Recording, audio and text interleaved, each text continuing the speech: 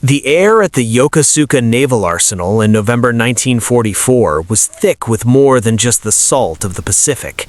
It was heavy with the scent of ozone, damp coal, and a desperate, frantic energy that bordered on hysteria. The Japanese Empire was shrinking, its impregnable perimeter crumbling under the weight of American industrial might, and the Shinano was their final, colossal gamble to stop the tide. Originally conceived as a sister to the legendary Yamato and Musashi, she was meant to be a battleship that could shatter any fleet from 20 miles away. But after the devastating carrier losses at the Battle of Midway, the Imperial High Command pivoted in a fit of panic. They took the world's most massive battleship hull and attempted to transform it into an armored supercarrier, a floating fortress that could not only carry a strike force, but also serve as a mobile repair base and unsinkable refueling station. This was not a ship built out of strategic foresight, but out of a desperate realization that the age of the big gun was dead, and Japan was lagging behind in the age of the sky. However, the pressure from the admirals in Tokyo was suffocating, creating a haste-makes-waste environment that would ultimately write the ship's death warrant.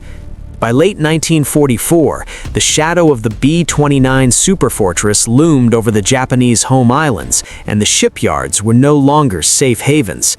This forced the Shinano to be launched long before she was truly ready for the sea. Thousands of workers were still on board, their welding torches sparking in the dark recesses of the hull as she was being tugged out of the dry dock. The most critical safety features, the massive, heavy-duty, watertight doors designed to compartmentalize damage, were a disaster waiting to happen. In the rush to meet impossible deadlines, the rubber gaskets that ensured a vacuum seal against the ocean had never been installed. The doors were essentially metal plates clanging against metal frames, leaving microscopic gaps that under the immense pressure of the deep ocean would act like high-pressure nozzles rather than barriers. As the Shinano slipped into the dark, churning waters on the night of November 28th, Captain Toshio Abe felt a cold weight in his chest that no amount of imperial propaganda could lift. He had been handed a command of 72,000 tons of steel, yet his crew was a disorganized mixture of green recruits who had never seen combat and civilian shipyard workers who didn't know the first thing about naval discipline or damage control. The mission was a high-stakes secret: move the carrier under the cover of a moonless night to the safer, sheltered waters of the inland sea to finish the internal fitting. She sailed without her full complement of anti-aircraft guns, without a tested radar system, and with internal pumps that weren't even wired to the main power grid. Abe knew he wasn't sailing a warship. He was sailing a giant, hollow, unfinished experiment that was terrifyingly vulnerable to the silent service of the United States Navy. Meanwhile, lurking in the cold, black swells of the Pacific, the USS Archerfish was on a weary patrol, its crew exhausted and its torpedoes unused. Commander Joseph Enright had been hunting for weeks with little to show for it, until his radar technician reported a massive blip on the screen at a distance of 25,000 yards. The contact was so large that Enright's first instinct was to check the charts. He thought he had discovered a new island. When the island began moving at 20 knots, the adrenaline hit the crew like an electric shock. For several grueling hours, the Archerfish engaged in a high-speed surface chase, her diesel engines screaming at their absolute limit to keep pace with the giant. The submarine was like a terrier chasing a bull, waiting for the one moment of weakness that would allow it to strike at the throat of the beast. The shock that would later paralyze the Japanese Admiralty stemmed from a moment of pure tactical hubris. Captain Abe, spotting the silhouette of the Archerfish through the salt spray, made a fatal assumption. He believed he was being tracked by a coordinated American wolf pack. To throw off the imaginary pack, he ordered a wide, sweeping zigzag maneuver to the starboard. In a stroke of astronomical luck for the Americans, this specific turn placed the Shinano broadside, perfectly perpendicular to the Archerfish's bow, at a point-blank range of only 1,400 yards. Enright didn't hesitate. He let loose a spread of 6 torpedoes, 4 of which found their mark with a sequence of dull, subterranean thuds that shook the very foundations of the Japanese naval dream. When the torpedoes struck, the reaction on the bridge of the Shinano was initially an eerie, misplaced calm. The admirals and Captain Abe, bolstered by the myth of the Yamato-class hull, truly believed their ship could shrug off the attack. After all, the armor was designed to withstand a direct hit from a battleship's main battery, but they had failed to account for the internal bypass caused by their own hurried construction. Because the holes for electrical cables and ventilation pipes hadn't been sealed or potted with firestop material, the ocean didn't stay in the damaged compartments. It acted like a flood in a subway system, surging through the cable conduits and bypassing the watertight doors entirely. The seconds of the impact had initiated a physical chain reaction that made the sinking inevitable before the first alarm had even finished ringing. The scene below decks quickly descended into a surreal, panicked nightmare as the crew realized their unsinkable home was turning into a trap. Men scrambled to start the massive steam-driven pumps, only to find the steam lines were dry and the electrical switches led to nowhere. The civilian workers, lost in the dark and unfamiliar with the labyrinthine layout, were swallowed by the rising black water in corridors that had become vertical chimneys as the ship began to list. There were no functional lifeboats ready, and the green sailors tried to plug leaks with mattresses and wooden beams, feeble gestures against the millions of tons of pressure from the Pacific. By the time the sun began to peek over the horizon, the Shinano was leaning at a terrifying 30-degree angle, her massive armored flight deck now acting as a weight that was dragging her toward the seabed. At 10:57 a.m., the inevitable finally happened. The Shinano groaned, a sound of tearing metal that could be heard for miles, and capsized completely. As she rolled, her massive red-painted belly, never intended to see the sun, turned to the sky before she began her final plunge. The suction created by her enormous displacement was a violent vortex, pulling hundreds of struggling men down into the 13,000-foot-deep abyss of the Shikoku Basin. Over 1,400 souls were lost in a matter of minutes.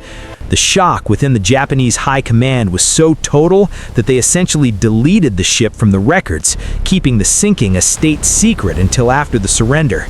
The largest carrier ever built had lasted less than 20 hours on the open sea, a monumental monument to the fact that in the theater of war, haste and hubris are more lethal than any torpedo.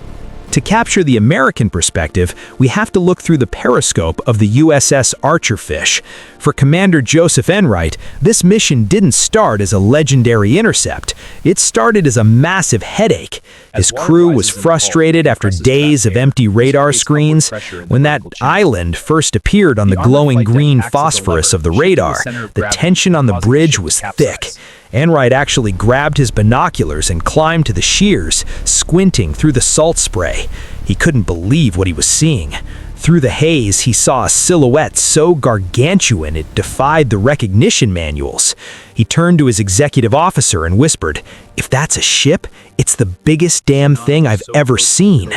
The chase that followed was a grueling 6-hour test of endurance. The Archerfish was running on the surface, its 4 diesel engines roaring at overload capacity, a dangerous state where the engines could literally shake themselves apart. Enright was terrified the Japanese destroyers would pick up his wake or his engine noise. Every time the Shinano surged ahead, Enright felt the kill slipping away. He was sweating over the charts, calculating intercept angles in his head. Then, the miracle happened. The Shinano began its fateful zigzag. Enright watched the massive bow of the carrier slowly swing toward him. He didn't just see a target, he saw the sweet spot. He waited until the carrier filled his entire field of vision, a wall of steel so high it blotted out the horizon.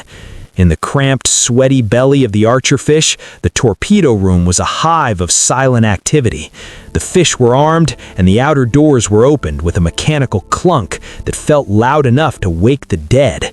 Enright gave the order, "Fire 1." Every few seconds, another 2,000-pound Mark 14 torpedo leapt from the tubes. The sub recoiled with each launch. Then they waited. Those few seconds of silence were the longest of Enright's life. Then the hit. Crunch, crunch, crunch, crunch. The sound traveled through the water and hammered against the sub's hull like a giant sledgehammer. Enright didn't stay to watch the fireworks. He ordered a crash dive to 400 feet, expecting a depth charge rain from the Japanese destroyers. As the Archerfish sat in the silent, pressurized darkness of the deep, Enright and his men listened to the breaking up noises through the hydrophones. They heard the terrifying groans of 70,000 tons of steel twisting and snapping. They heard the muffled explosions of air pockets bursting as the Shinano began its final descent. When Enright finally surfaced hours later, the ocean was empty. No carrier, no destroyers, just oil slicks and debris. He famously radioed back to base claiming he had sunk a large carrier, but the Navy brass didn't believe him. They told him no such ship existed. It wasn't until after the war that captured Japanese records were opened that the world realized Joseph Enright had actually taken down the biggest prize in naval history. The Japanese admirals on the bridge of the Shinano were trapped in a state of cognitive dissonance. Even as the deck beneath their feet began to tilt, they clung to the belief that the Yamato-class hull was invincible. They had been told for years that these ships were the pinnacle of human engineering, capable of absorbing any punishment the Americans could dish out. But as the list reached 10 degrees, then 15, the reality of the situation began to settle in like a cold fog. The seconds that followed the torpedo impacts were not just a measurement of time, but a measurement of the collapse of an entire naval doctrine. The mechanical failure was total. In the engine rooms, the situation was a nightmare of steam and rising black water. Because the ship had been rushed out of the shipyard, the ventilation trunks, massive shafts designed to pull air into the belly of the ship, had become unintended water slides. As the ship tilted, the ocean poured into these vents, bypassed the armored deck, and flooded the boiler rooms from above. The engineers stayed at their posts until the water was at their chests, desperately trying to keep the lights on, but the Shinano was dying from the inside out. The pride of the IJN was being swallowed by its own unfinished plumbing. Down in the pressurized silence of the USS Archerfish, Commander Enright and his men sat in total darkness, rigged for silent running. They could hear the screws of the Japanese destroyers churning the water above them, dropping depth charges that shook the submarine like a toy in a bathtub. But through the hydrophones, the sonar man heard something even more significant, the breaking up noises of a giant. It was a sound like thousands of freight trains crashing at once, the sound of internal bulkheads collapsing under the weight of the Pacific. When the Archerfish finally surfaced hours later, the horizon was hauntingly empty. No smoke, no fire, and no trace of the 70,000-ton behemoth. Enright looked through his binoculars at the oil-slicked waves and realized he had just participated in one of the most lopsided engagements in the history of warfare. He had traded 6 torpedoes for the largest warship ever built. When he sent his coded message back to Pearl Harbor, the intelligence officers actually laughed. They told him he must have been hallucinating, that Japan didn't have a carrier that big. It wasn't until the smoke of World War II cleared that the world would learn the name Shinano and the scale of the disaster Enright had caused.